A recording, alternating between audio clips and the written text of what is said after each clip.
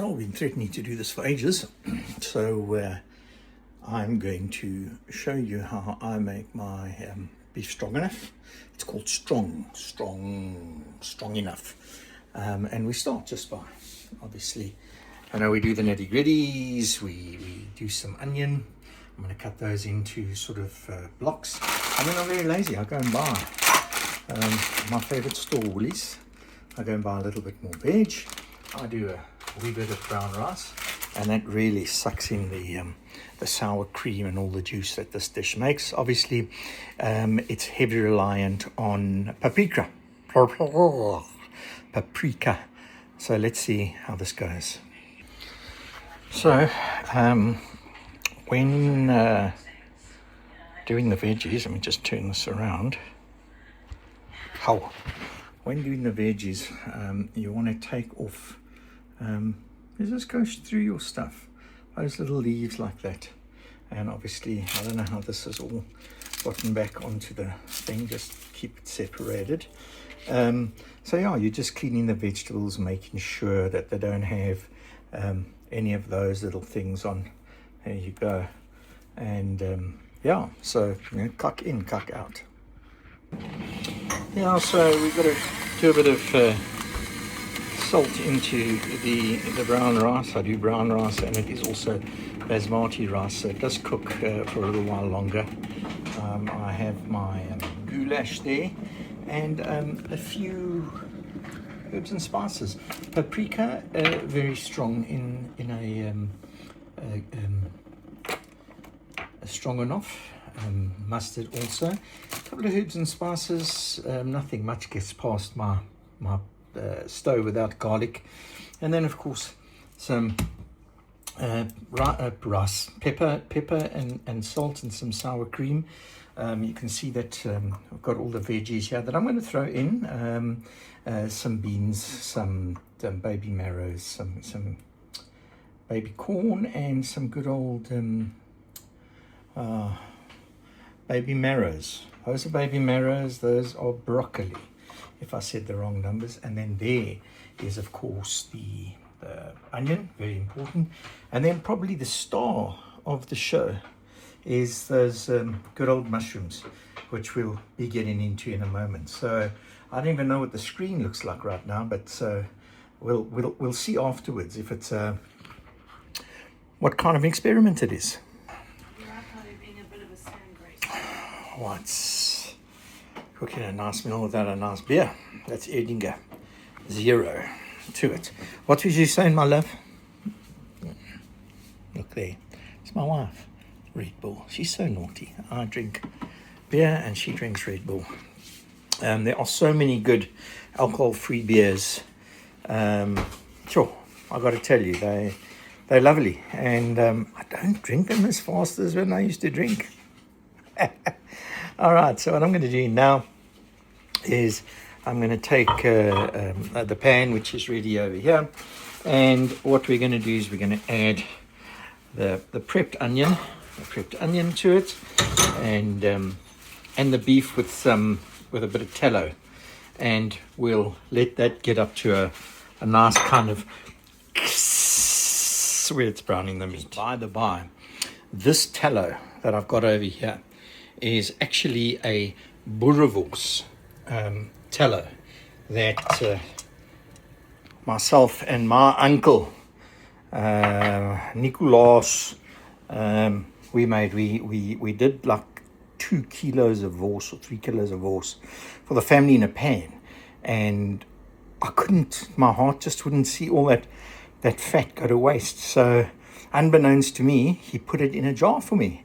And now I use it a lot. It's almost time to cook so much wors again, because I've only got about a third left. So let's switch this on. Let's put a couple of herbs and spices on it and see how it behaves. Check this out. We're balancing with phones and all that. And I should get bloody danger pay. But what I wanted you to see is just the amounts. This is about half a kilo. It's about 470 grams of meat. And yeah, don't be shy. I've got a teaspoon of and a little how's your father, because we love you. So about 1¼ teaspoons worth of paprika, and then open this in terms of your mustard. You can use normal wet mustard. Check, that's one. And it does, especially once you start putting Dijon and that in it, it makes it very, very lekker. But 2 of those, which is very responsible, I think. And then we take some mixed herbs and about a pinch. That's about a pinch in my house. And we put that over because it's got to go through all the veggies in that as well. So it might look like a lot, but it's not really a lot. And then finally, the big guns. The one that we don't mess around with is garlic. So 1, 2, 3. Oh, and for love, a half. We really love garlic in this house. So when you smell us, sometimes when you meet us, yeah, there's a reason we smell like we do. So now what I'm going to do is I'm going to brown all of this together with the onions, and then I'm going to toss in the good old mushrooms over here so that the mushrooms can pick up on the sauce of the meat and the garlic and everything. And then finally I'll toss in the rest of the veg, and then let it just all cook in its sauce while my good old rice goes over here. So by the way, how I do the rice is I just put a little bit of olive oil on top of the rice just to help with the boiling, and we start it with some hot water, and yeah, we just boil it, and you know when it's ready. If you don't know, the easiest way is to take out a little bit with a fork or a spoon and just put it between your teeth, and if it's crunchy, it's not ready yet, and if it's soft, it's ready. If it's kind of crunchy but not soft yet, okay, what I do there is I switch the plate off and I leave it in the water until I'm finished cooking. By the time I'm finished cooking, it's cooked in its own juices. So let's get this on the ball. So here we go. It's just starting, very lekker. It's behaving itself quite nicely. I hope you can see all of that. I'm trying to film with one hand and cook with the other, so I hope you can see that. We'll just let that go for a little while longer, and then we'll pop in the meat over there. So we're back. Onions are going nicely. Everything there is going quite nice, and you can see they're starting to get golden brown, and because it's on high, you don't want to burn them. So then you go to your vlees. You go to your meat. As a heel bijzonder vlees, and you just toss it in, and listen, it's talking Afrikaans. There you go. I praat Afrikaans, and so what you do here is virtually the same thing. You just keep on high, let it mix a little bit. Let the meat be browned, because that's what you want. You do want us to have a nice brown meat, and as you can see there, all the pieces of garlic and everything is lekker soos a cracker on the meat. And this, by the way, this little thing is for two of us. So we just cook for good old Mousy and I, unless Charlie comes along, or Hunter, or the girls are up from wherever. Yeah, this is for two. So if you're cooking for two, if you're cooking for more, then you must put more. You must fagger more inside. So let's just have a look. I lost a couple of onions there. There you go. That looks alright. We're going to just let that cook and brown up a little bit more. So, because I want to catch the heat while it's still proper heat, what I've done is I've put in this is difficult to do this. I've put in the mushrooms. So there you go, the mushrooms, you can see them, they're in there. And Just easy. Just don't want to toss them out. So we just want to make sure that we can also turn the pan a little bit so that they also get some of that lacquer heat on the bottom. Because a mushroom never shied away from a bit of heat, especially if it's in the pan. The mushroom will also give off a little bit of sauce. Shall we call it, the names escape me now, the sauce that you put in when you're cooking, but it does that one. I'll remember just now, some Addison's thing. But yeah, as you can see, the mushrooms are in, everything's lacquer.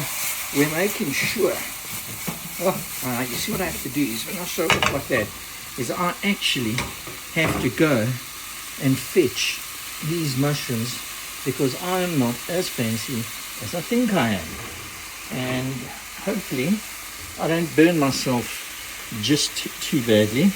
There's another one that's quite hot, and there's a nice piece of onion that I just need to get back in there. There you go, and you can see that the mushrooms are starting to take over the same colouring as what's left in the pan there. Oops. So yeah, I went and looked at the name. It's stock. So when I threw the mushrooms in, kind of makes its own stock. Obviously now the meat and everything is making its own stock, and going along just perfectly. One of the things I want to tell you is, like, this is really quick, hey guys. Once you've done all your stuff, it's so quick. What I do now, there we go, there's the veggies. I'm going to put those veggies in, and I'm going to sort of move them in a little bit and let them get comfy in all that goodness. And then I'm going to do the same with a punnet of sour cream, and it's virtually then ready. It cooks, I'll give it another 10 or 15 minutes to just softly prit. It's a very nice South African word. That's to softly just pop sometimes, prit. So it cooks in a pot and just does the odd bubble every now and again until the rice is ready, and then literally you can serve it. But I won't go away, I'll show you what the end product looks like. We mustn't forget, what we haven't done yet for this meal is a bit of salt. I've got to have salt with the Addison's disease, so this might be more salt than you put on. Do forgive me. And then also a little bit of the old black pepper. So nice when it's just crushed. Makes me feel like very fancy, like Jamie Oliver. It's almost ready for that cream. I'll give it another 3 minutes. So yeah, my editing went down rather quickly. Lovely beer, guys, and you can get it in South Africa. And no, they're not my sponsor, but they're alcohol free. And I've always been a beer lover. So listen, it's very funny. I can't club 10 of them, but it's very nice to have a beer. And that's finished, so I think I'm going to do myself a little favor and go onto a Bitburger.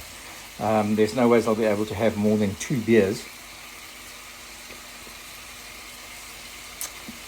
Cheers to old and new friends. And then, as promised, you can see over here, everything, veggies are nicely in the whole 9 yards. So what we do now is we add the cream, and then we put the lid on and we let it cook.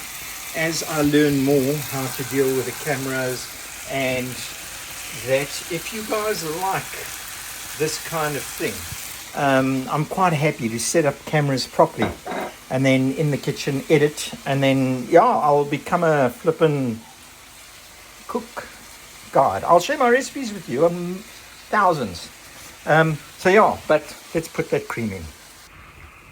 Well, that's kind of the consistency that you get once you've put in the cream, and it does look quite nice. What I would do is just put a little bit of whatever you got in your hand, half a cup, just to give it a little bit more, so that when it cooks down, there's a little bit more sauce, because the sauce is yummy. That can just be sucked up by your rice. By the way, the calories involved in these beers, I think The Erdinger is about 80 calories for that 340 mil odd, and then for this 330 here, I think it's as low as 65. So, yeah, they're absolute winner. I'll let you know when this is finished, and let you see what it looks like, and let you see when Mouse takes her first bite. So also, most importantly, when you're done, your kitchen must look like this. Everything must be clean. Throw your stuff away. Now I'm going to check on this rice to see how it's going, and if it's hot enough. You must know that we've got to check. It's going to be bloody hot, so a little bit too much.